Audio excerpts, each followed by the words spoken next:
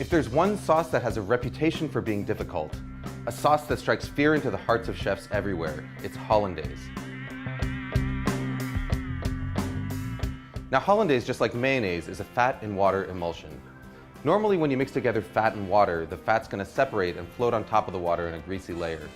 But the key to a successful emulsion is to break that fat up into droplets so tiny that they stay evenly dispersed, causing the liquid to thicken and turn opaque. Traditionally, the way that you do this is by whisking together egg yolks and lemon juice in a double boiler until they're hot and frothy, and then slowly whisking in butter in a thin and steady stream.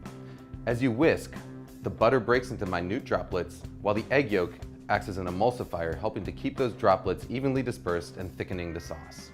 What you get is a creamy, smooth sauce with a rich texture and mild flavor that's perfect for vegetables, fish, and eggs. But there's a lot of ways it can go wrong.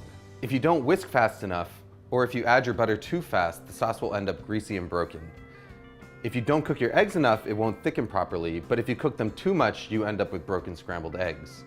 The fact of the matter is, if you want to learn how to do it the traditional way, the road to perfect Hollandaise is paved in broken sauces. But here's the good news.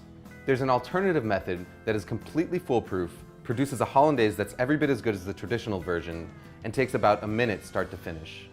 All you need is a small pot, a glass measuring cup, and a hand blender with a cup that barely fits its head. We start by combining an egg yolk, a teaspoon of water, a teaspoon of lemon juice, and a pinch of salt in the bottom of a blender cup.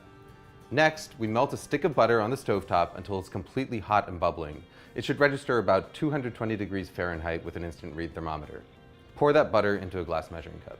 Now all we've got to do is stick the hand blender into the cup, start it running, and then slowly drizzle in our butter. As the hot butter hits the eggs, they start to cook.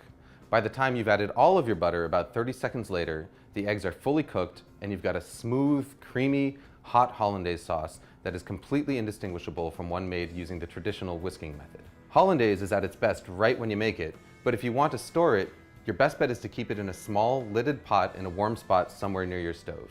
Just make sure that you use it within a couple of hours. Food Lab signing out.